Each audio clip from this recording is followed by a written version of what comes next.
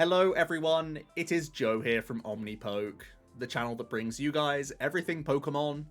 If you're looking for PTCGO codes, including the stuff from Fusion Strike, make sure you go ahead and check out the Potown store. You can get a 5% discount on your order using that code Omnipoke. For today's video, we are going to be looking at Rapid Strike Urshifu VMAX alongside Melony trying to chain the Gmax Rapid Flow attack. This archetype was brought to us by the great mind of Tord Reklev in the Evolving Skies format, actually. And we are gaining one new card from Fusion Strike, and that is the Basculin. Doesn't look like much, but it's a helpful tool here to help us accumulate damage with just single prize Pokemon, which can really help our prize race. And Swarm the Wound does do really good numbers after a Gale Thrust or after a Rapid Flow alongside some quick shooting pings, because we are playing the Inteleon package. Not only does Sobble act as a great consistency helper here, keep calling, getting us every Pokemon in the deck apart from Crobat very nicely into play. We also have the Drizzile and the Inteleon for Shady Dealings to get our trainers out, as well as the quick shooting to help our math here. And the thing to note is that we play no boss's orders, and that's because we can target whatever we want. There is no bench protection in this format, so Rapid Flow can pick and choose its targets no matter what every single turn. And that is a really interesting prospect. It means that we can focus entirely on using draw supporters and accumulating resources the entire game. One great thing about Melony is that it draws more cards as you go. So you end up with large hand sizes quite often with the deck. And you're also fairly Marnie-proof, because you try and develop the likes of Octillery, you try and develop outs to have Shady Dealings online whenever possible. So that's a really interesting concept here.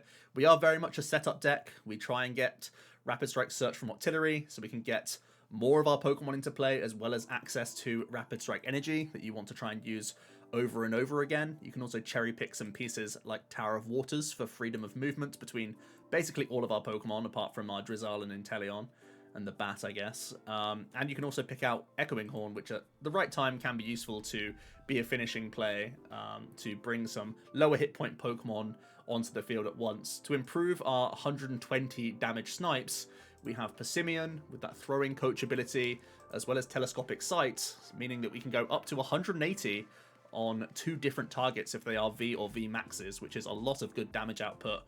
And it means that we can set up numbers all across the board, roping perhaps even to push things out of the active position back to the bench, where we can then deal more damage to them at the same time. So the Basculin include means that we no longer need to have the Vaporeon VMAX in here. Potentially you could be playing the new Inteleon VMAX, actually. The Double Gunner is a reasonable option, giving you even more sniping pressure, as well as giving you a 1 energy attachment attack here and there. If you are whiffing the likes of Melony, it could be an option. And I have tried a 1-1 line to reasonable success.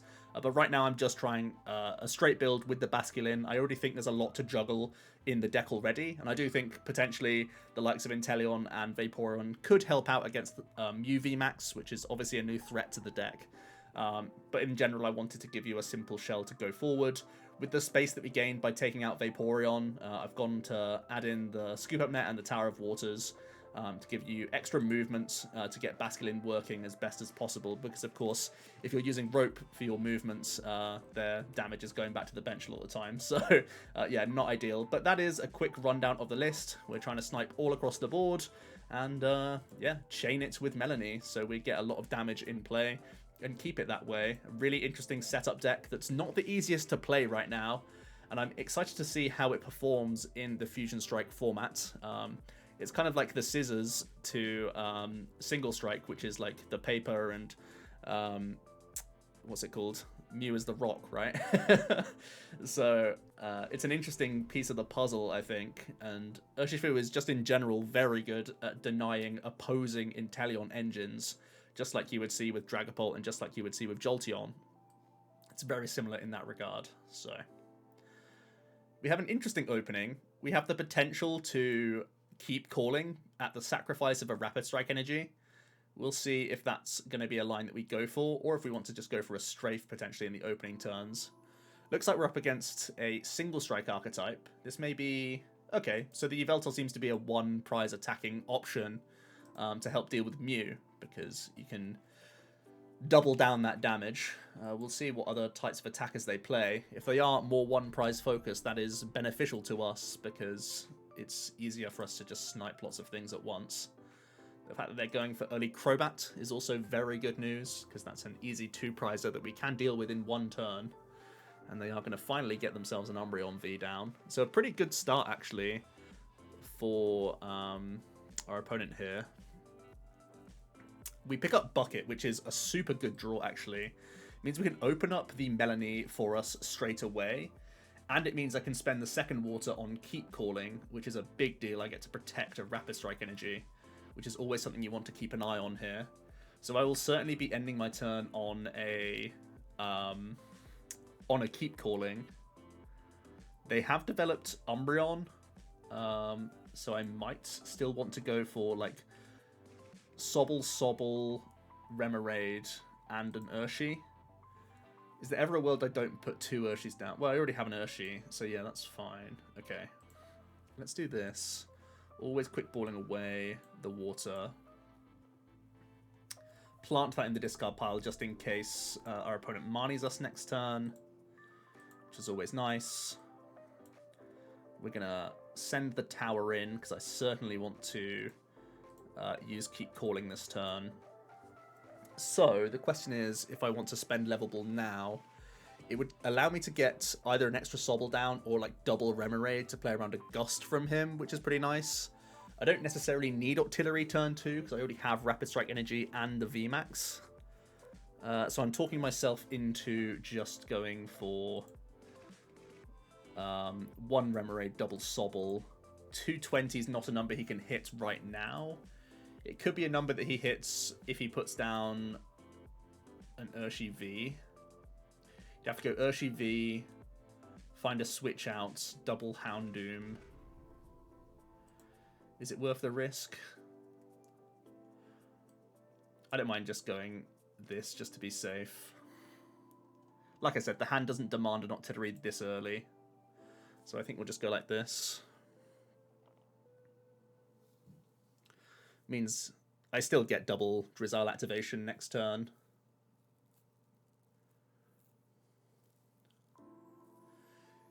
Interestingly, the 130 hit point option that Houndoom has, or the hit points that it has, makes that Inteleon VMAX much better into the single strike matchup, because this could, for example, be an Inteleon, and then I could have the option to ping these guys and set them both up for 1 rapid flow. Our opponent actually does go for the Marnie and has established double Houndoom, which is not bad at all.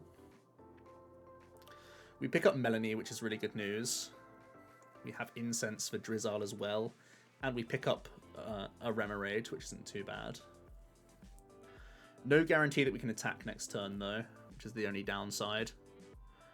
Our opponent's going to start powering up their Umbreon on the bench, because Dark Chatter is already... Or Dark Cutter, what am I saying? Chatter. Is already able to get a KO on our little Sobble thanks to the Vitality Band. They are also going to go for a Quick Ball here. For more Houndour. And they are going to cut into us.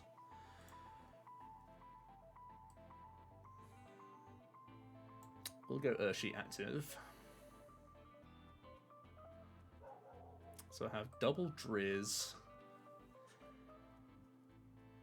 and Melony. Let's play this Incense, because I don't want to draw into any more Drizzile if I'm already going to get this. Let's have a think about what I want to do here. I can't really improve my odds of hitting Rapid Strike energy too much. I might deal for Crobat potentially as an option. Doesn't sound like a bad deal here. Just to give me better odds of getting into Rapid Strike energy. I think I'll deal once, grab the Quick Ball, knowing that it's an out. And if I don't need the Quick Ball, it can end up being for... well, not another Sobble actually, but it could be for throwing Coach for better damage into the likes of the Crobat and the Umbreon here. So we actually do hit the Rapid Strike energy. Also hit Bucket, also hit this. So I'm hitting 160.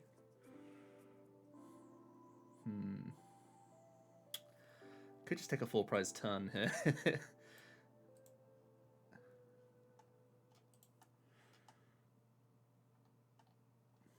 180, 180 doesn't sound bad at all. Evolve, attach. This becomes Passimian. I have the incense open as well. This is like a ridiculous Melony, actually.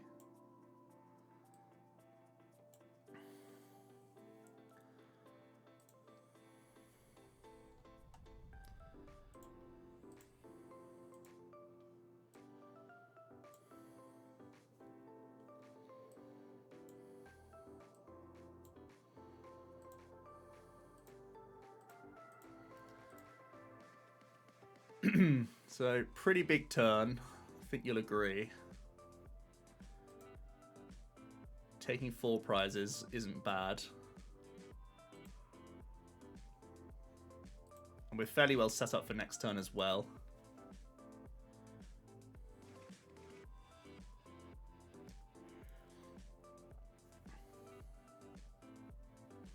They do have all the Houndooms in the world, but they have a long way to go in terms of damage here.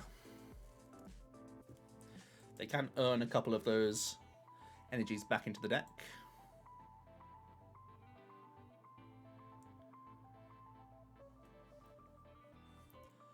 The damage from Single Strike Raw actually is relevant because they have a -30 resist, so now they do get KO'd by Gale Thrust. They're gonna Raw a second time here. They're going all the way.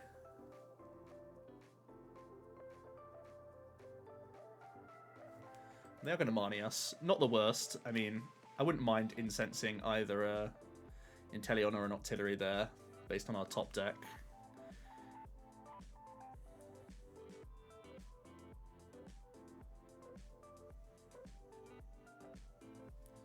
More Vitality Bands. He's going to hit us for 180 with all the buffs. So not an ideal hand.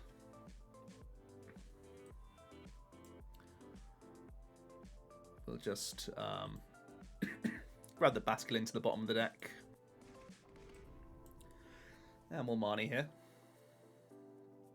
So no Melony, but I can, fortunately, because we got VMAX and energy, I can just search for the tower now.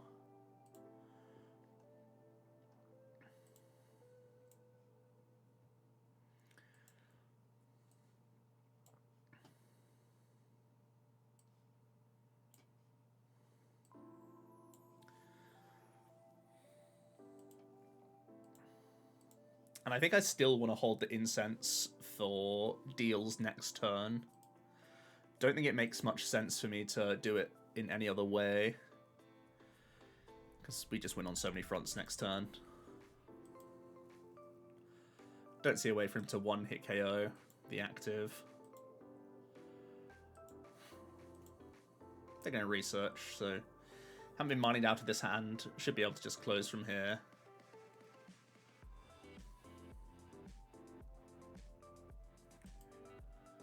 Yeah, they're going to switch into Umbreon. They're going to earn.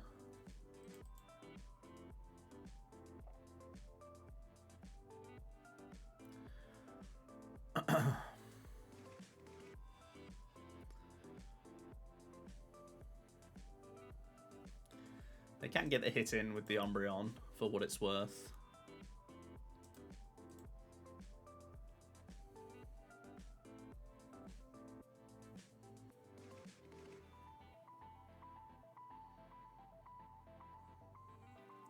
But that's not going to cut it.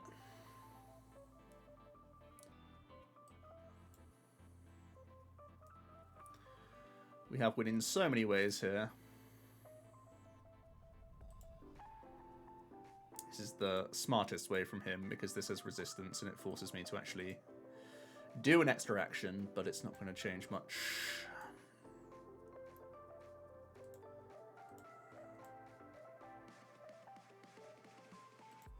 Don't need to do anything too fancy. There we go, just have the easy retreat. So that is Melony Urshifu. We only Melony'd once, but it was to great effect on turn 2. And as you can see, our board state got super scary very quickly. When you have the backup of Octillery, you have those guaranteed Rapid Strike energies, which is always nice. Even picking out Tower at those key turns is really cool, getting access to the extra ping damage. We didn't see Basculin in action because we were up against a more one-prize focus list, but if it is a 3-prizer, Basculin certainly can be helpful, whether it's because we've roped and telescopicked or roped and Passimian'd and hit 150 with our Rapid Flow, or whether it's just from the Gale Thrust energy. You can go for the Swarm the Wound afterwards, and like I said, it's just a 1-prizer going down. It can allow you to make some setup plays elsewhere for the Rapid Flow to be game in all sorts of ways. So yeah, still a very strong deck. Haven't figured out how to make the Mew matchup much better. There's potential for Fan of Waves to come into the list. So if you are finally knocking out the likes of Mew, maybe combining it with a Fan on the back forces things like a lesser Sparkle. That could be a relevant option. But I think more often than not, the Urshifu deck will be trying to take snipe prizes on Genesects. And possibly even the Latias, because you can Echoing Horn it back into play. So those are things that I'm really trying to keep in mind. The Fan is actually interesting for removing energies that they may place onto their Genesects, the Fusion Strike energies, so that you can't quick shooting them down. So that could also be a mandatory include based on how that matchup goes. It's wanting to test that a little bit more. Like I said, Basculin, a very cute card to add into the deck, and if you are going to continue experimenting, I do think the Inteleon VMAX may be another direction to go. It may end up being a 1-1 line, or if we find Mew being more and more prevalent, we could be seeing something like a 3-2 Urshi and like a 2-2 Intel, hoping to just spiral your way through the Mew matchup that little bit more. Spiral into Swarm the Wound is still very good numbers into the Mew deck, provided they don't play Oricorio. So let me know your thoughts on the deck. That's the list though. Hope you guys did enjoy, and I'll be back tomorrow with another deck list. Cheers.